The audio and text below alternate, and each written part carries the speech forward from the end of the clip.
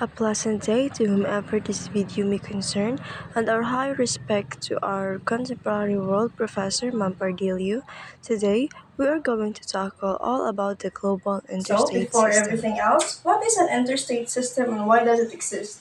So, keep that question in mind as we are going to give an overall view about the topic. An interstate system refers to the network of relationship and interaction between states or countries on a global scale. So, an interstate system is a relationship or interaction between different countries, like how we trade goods and services with different countries. That's how interaction works. So, if we have interaction and relationship between different countries, then it can create like an institution that knows no boundaries gani we can interact with different countries so that we can exchange information and goods that creates an interstate system politically viewed as the institution that creates warfare and sets economic policies for a country. So this means or refers to the role of the global interstate system in influencing a country's decision or an action. It doesn't literally mean that it creates warfare.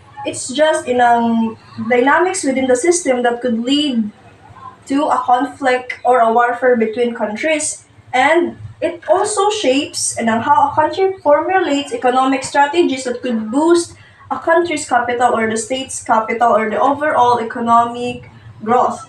So, next would be the importance of global interstate system. So I would be just discussing two importance of the global interstate system. First importance of the global interstate system would be the flow of goods, services, capital, and labor are also known as the economic integration. So an economic integration creates a market where goods, services, investments, capital, and labor can be moved freely. This can lead to trade, economic growth, and prosperity. So, because of the rules that understands states between states, because of the interstate system, different countries can have flow of goods and services and capital and labor. This is also known as the trade today, the export and the import of goods and services between countries. So the next importance would be the establishment of international laws. So interstate system could create establishment of international laws because of an agreement of both countries. They could establish laws that settles or mubagay gani sa duha ka countries nga create og because of the creation of the international laws, more countries could have peace and security between and across their nations. Next, I will be discussing the Treaty of Westphalia in 1648. So, the importance, I will also be tackling the importance of this treaty in the creation of the interstate system. So, this treaty is also known as the Peace of Westphalia. This is a series of peace treaties signed in October 1648 in Westphalian towns of Munsters and Osnabrück.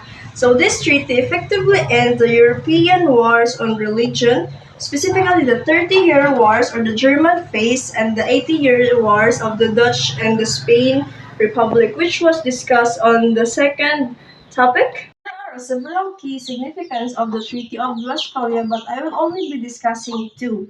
So the first is the sovereign states. So the treaty establishes the concept of the sovereign states where each state has exclusive sovereignty over its territory. So because of the Treaty of Westphalia, sovereign states was established and then each countries have their own sila ganing kapangyarihan over their own sovereignty over the states or their territory. And then next will be international relations. So the treaty laid groundworks for the modern international relationship and diplomacy, which guides relations and interactions between and among states. So this one, the international relationship, this is the groundwork or like the root of why the interstate was established. Because of the Treaty of Westphalia, countries began to interact with one another, forming a relationship or a band. So, I am the second reporter. Before we proceed to the next topic, which is global governance in 21st century, we're gonna tackle first the questions. So, the first question is the idea of nation state outdated in the contemporary world? So, yes, The idea of nation state is considered outdated in the contemporary world because it's primarily due to the rapid advancement in technology and communication, which have facilitated increased global interconnectedness and integration. So, the next question is, if so, what is that we need to think of as of replacement?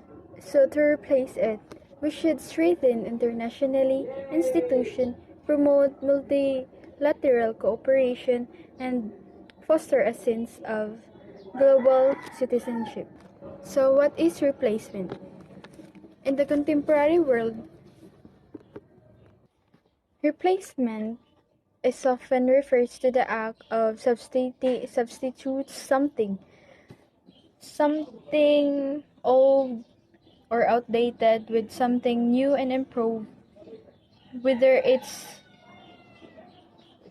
technology, technology ideas, practices, or even individuals in positions of power influence. This could include replacing traditional methods with digital solutions, outdated infrastructures with modern systems, or absolute ideologies with progressive ones. Example is the adoption of the digital payment system over traditional cash transactions. With the rise of smartphones, online bankings, many individuals and businesses are replacing physical cash with digital payment such as mobile wallets, cards, online transfers, GCash, and PayPal, and many more. Good morning, everyone. Good morning, Mom. This is global governance in the 21st century. There's a series of specific factors behind the urgency of global governance. Global governance in the 21st century is the easy movement towards political integration under transitional actor aims negotiate response to the problem that affect more than over. State regions, si global governance daw ay isa siyang kilusan na tumutulong sa mga politiko para sa maresolba na isang problema na malaking problema na hindi kayang i-dissolve ng isang bansa. So, this is a for evidence the first factor of declining power of nation state. The national government increasing the face problem that are too big for them to handle. Ano-ano ba daw ang problema yun at dito pumapasok? So, si international terrorists, drugs, environmental problem of global pandemic. Example nga lang dito si global pandemic, si COVID-19, di ba malaking epekto niya sa atin, sa mismong bansa natin or sa ibang bansa pa man. So the second evidence, the declining factors is the united and the universal problem in a human right. So sa united and the universal problem in human rights, so at dito naman is limitado ang pagkapangyarihan or yung power sa isang estado or isang bansa to seek out or freedom and individual. So, naman dito si military global social movement or green movement. At dito pumasok si multinational transitional corporation o si largest bank that want to overpower the authority of state or particularly countries. So, dito naman si full or limited power of nation that could create aggressions. The best example dito is war sa era. If we're aware that the United States refused back up then but still they still initiate to continue that war.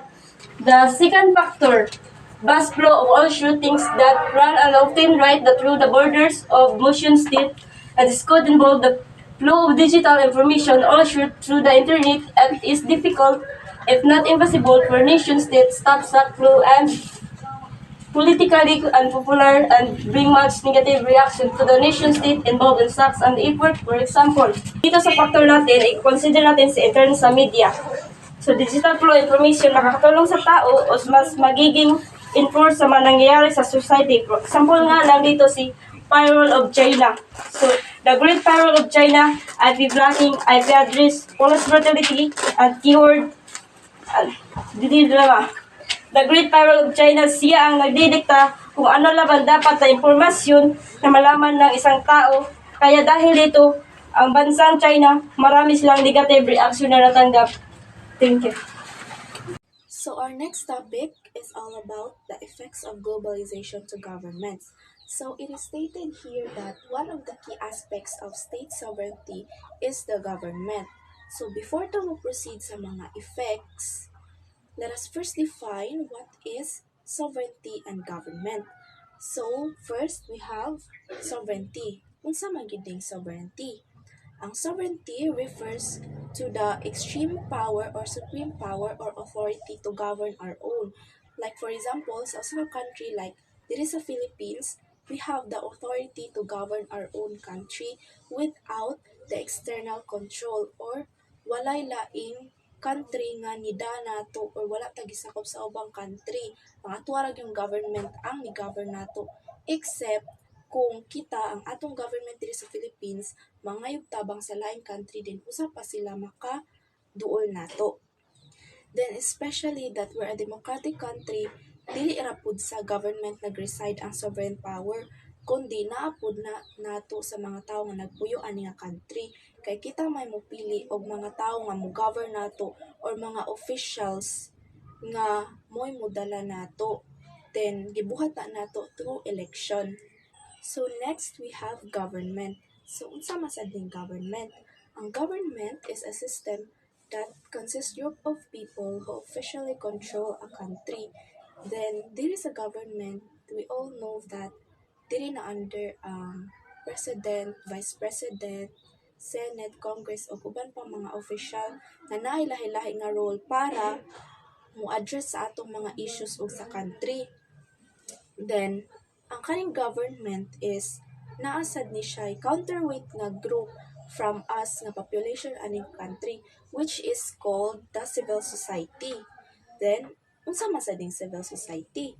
Ang civil society kay mga humanitarian groups ni siya which work together to promote or address social, political, and environmental issues. Then, ang kanang civil society, one of the kanang mga examples ani niya is mga charities, mga foundations, church, mga fraternal organizations, o any other non-governmental organizations na naay goals o naay visions para sa kaayuhan nato nga mga tawo nga nagpuyo ani nga country. And now, nga nahuman na ta og define sa mga terms ng sovereignty, government, ug civil society, let us now move forward to the effects of globalization. So, there have been several challenges to the government and ultimately to the state autonomy. We can divide these challenges into four. First, we have the traditional challenges. Second is the challenges from national or identity movements. Third, global economics. And fourth is the global social movements. So each of them will be further discussed by the next reporters. Traditional challenges. Traditional challenges has two parts which is the external intervention and internal political challenges. Ang external intervention mo na siya ang pagsakop. Like for example, Philippines being invaded by different countries in the past centuries. Diba? Kita gisakop man ta sa uban nasod atong unang panahon mo na siya. Then ang internal political challenges mo na siya ang problema sa ilang nasod or sa ilang gobyerno. Like for example, after the Arab Spring in Egypt, a new constitution was created and a government was elected. Mo na siya ang by the word Arab Spring, mo na siya a series of anti-government protests, upspring, and armed rebellions that spread across much of the Arab world in the early 2010. So, it means that they were rebellion forms. Why? Because there was a corruption and economic stagnation. So, tungod wala may kalambuan ang ilang nasod tungod sa corruption maong nakabuo sila og anti-government. Challenges from national or identity movement. Muna siya ang pag-ila sa identity or culture sa usa ka tawo. Like for example, di ba? Na may mga American nga mupuyo diri sa Philippines niya lahi man tag culture. Then mo na siya dayon such as Al-Qaeda or the base. Kining word nga the base gikan ni siya sa gikuha ni siya sa word nga database kang muhadin. Fighters compiled during the Soviet-Afghan War. Ang nakadiscover ani nga kuan kay si Osama bin Laden pagka 1970s. Ang countries nga nabilong ani niya mao ang Afghanistan and Peshawar o Pakistan. Ang kining kuan Al-Qaeda mo patay ni siya og mga non-Muslim, while the ISIS they kill anyone just to terrorize people to gain power. Ang under nga kanang country aning kuan ISIS mao ang Iraq ug Syria. Global economics mo ni siya ang pag-epekto sa atong ekonomiya. While the global economy mo ni siya ang pag-process. Neoliberal economics mo ni siya ang free trade to import and export. So ang ilang kanang walay makabuot nila kung unsay ilang kanang i-trade or i-barter. Mo ni siya ang neoliberal economics. Hello, good day. So today I'm going to discuss about the global social movements. Global social movements is a collective efforts by a group of people who advocate on protecting the rights of every individuals to change on global scale. So the global social movements can be also called as an activism who promote, protects, advocates peoples to protesting on the governments. But dili tanan global social movements have good intention. Gigamit nila para maka-pang-scam, para maka-pangdaot sa gobyerno. And then, ang Pilipinas sa mga demokrasya nga nasod, so, many global social movements have been So, global social movements have many varieties like environmental movements who promote and protect the preservation of our cultures and our nature. Then the human rights movements who also aim to focus on the value of the sentiment of every individual, such as LGBT community, the criticism of society. They also promote that. Yeah. And then that's all. Thank you. Good morning, Mom. So, I will be discussing the relevance of the state amid globalization. So, there are 4 elements. The first element is the people or the permanent population. No state can be imagined without people kay di man matawag na state kung way mga tao or kung kita. So, this population does not refer to a nomadic people that move from one place to another in an indefinite time. So, dilat na ma-appeal sa permanent population ang anang mag-move sa usa ka place ngadto sa iba. And the second element of the state is the territory. Ang territory kay aray clear boundaries. So, territory is effectively controlled by the third element, which is the government. So, ang government kay it regulates relations among its own people and with other states. This means that the state is formally constituted sovereign political structure encompassing people. Territory and its institution on the other hand, and maintaining its autonomy from other states on the other hand. So, the last element is the sovereignty. So, ang sovereignty kay, ana ganing siya ang pinakataas na, ana ganing daw siya nag-rule sa, aning nila sa people, ang territory o ang government. So, ang sovereignty, amo ni siya ang nag-consist sa ning tulo ka element para ma-forma siya gani na bali sa ka state. So, good morning everyone. Good morning, ma'am. Mo ni kawalo nga ikawalo nga part or element sa main topic na global interstate. So, nation versus state. What is nation? Ang nation kay is a group of a large people nga adunay parehas nga mga pagkapareho. Sama sa kultura, pinulungan, kasaysayan, etniko ug teritoryo.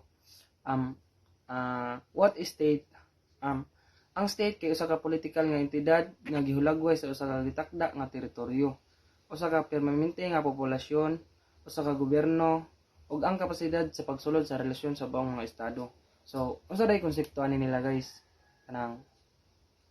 Ang konsepto ani nila kay mao ning nagdala nato sa nasod estado kini usa ka teritoryo nga adunay utlanan sa soberanya, nga institusyon nga nagdumala sa individual nga nag-ambit sa mga kolektibong kasaysayan, pagkatao o kultura. Marong garo to. Sige, salamat. Hi, this is Group 4. Topic is about UN. International relations are governed by various institutions that works towards maintaining peace, security, and cooperation among nations. These institutions are created to address global issues and promote international cooperation. This report aims to provide an overview of the institutions that govern international relations.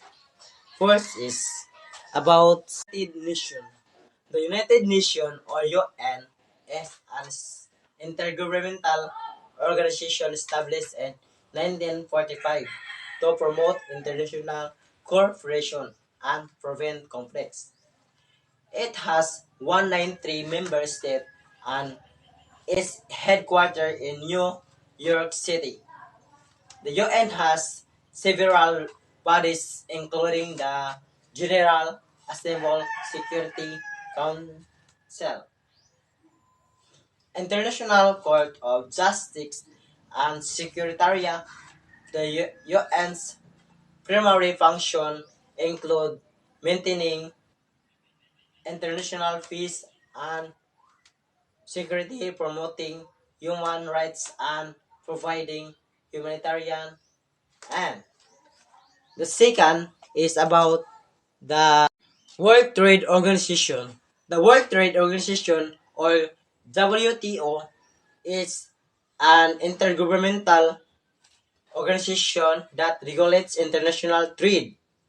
It was established in 1995 and has 164 member states. The WTO's primary function to ensure that trade flows smoothly, predictably, and fairly among member countries.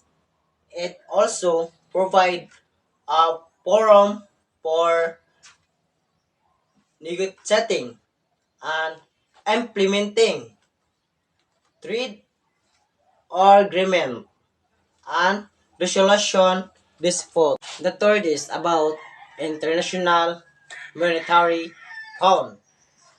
The International Monetary Fund, or IMF, it has international organization that promote international monetary cooperation and exchange rate stability.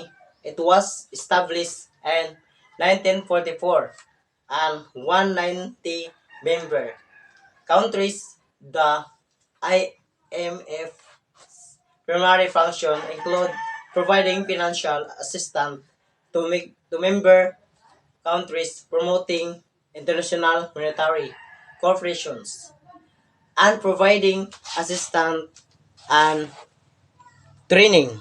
The fourth is about World Bank. The World Bank is an international financial institution that provides loans and grants to developing countries. It was established in 1944 and has 189 member countries. The World Bank primary function include providing financial assistance, developing countries, promoting economic development, and reducing poverty. So here are example of the institution that governs international relations. So first is about the example of the United Nations. The UN is an intergovernmental organization that aims to maintain international peace and security, promote human rights, foster and social and economic development, and coordinate cooperation among nations. The second example is about World Trade Organization. The WTO is an international body that deals with the global rules of trade between nations. It helps ensure that trade flows as smoothly, predictably, and fairly as possible. The example of the International Monetary Fund. The IMF is an international financial institution that provides financial assistance, policy advice, and technical assistance to its member countries to promote economic stability and growth. Lastly, the example of the World Bank. The World Bank is an international financial institution that provides loans and grants to the governments or the poorer countries for the purpose of purposing capital project. We'll be talking about the North Atlantic Treaty Organization or NATO. So, ang NATO gitukod niadtong 1949. So, usa ka alyansa sa militar nga nagsiguro sa kolektibong depensa batok sa komon nga mga hulga ug na importante nga papel sa pag-umol sa seguridad ug kaligon sa Europe. So, sa bisan pa nga ugnay sa bisan pa sa pagsaway tungod sa pagsalig ani sa Estados Unidos ug kaligon sa og gitanaw nga mga tendensya sa intervention. For example, when terrorists attacked the United States on September 11, 2001, all NATO allies stood with America as though they had also been attacked. So, pananglitan, sa dihang giatake sa mga terorista ang Estados Unidos niadtong September 11, 2001. So, ang tanang NATO allies mibarog uban sa Amerika nga daw giatake sa sila. Thank you. Go. Good morning, everyone. So I am your next reporting. I will report all about the non-governmental organization. So, examples sa non-governmental organization kay ang Red Cross, ang Greenpeace, ug Ametes International. So, na naman ang Red Cross? Ang Red Cross, pananglitan ari natural disaster. So, ang Red Cross, mutabang ni sila like sa earthquake. So, based on my research, ano ko i-research about earthquake. So, nahitabo siya sa Haiti 2010. So, ang Red Cross kay nag-provide sila og medical care, foods, og water to ganing mutabang sila sa katong naigo sa earthquake. So, ang sunod kay ang Greenpeace. So, ang Greenpeace is an international organization. So, known for anang campaign ganing kanang maghimo-himo og mga basta campaign and actions to promoting environmental conservation and protection. So, ang last is Ametes International.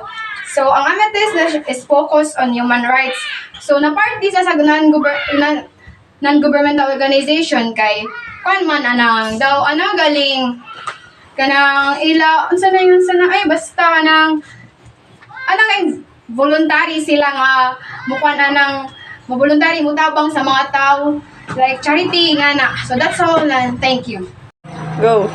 So non-governmental organization like sa Red Cross kanang nahitabo galing nga war about sa Ukraine ug sa Russia. So, ang Red Cross kay nitabang gay sila both side way gipanigan gay sila nga in time sa kanang nahitabo gay dito nga gubat. So, kanang ila voluntary kay tabangan wa sila gi ano bang daw usara para sa naton nga kung mamitan makabati ta og chika-chika ngadto gi kamo panig nila wa kay baw sa both side nila nga storya. So, amo na ang gi-example kay amo may nahitabo sa Russia ug sa Ukraine gipanigan na sila sa Red Cross nga sa both side. That's all. Thank you. Good day everyone, this is the last part of the main topic, the global interstate, and this is the global economic associations. What is the global economic associations? It refers to the organizations, alliances, and agreement that involves multiple countries and aim to address economic issues on a global scale. And these associations focus on promoting international trade, coordinating economic policies, and fostering economic development. For example, the World Trade Organizations. Ang World Trade Organizations kay nag-focus sa trade negotiations like pag-produce sa Philippines og rice sa other country and pag-produce sa other country og mga product nga need sa Philippines. And also the MIF, the International Monetary Fund, kini siya nag-focus sa pagtabang sa mga tao katong pagkahuman sa World War I or World War II.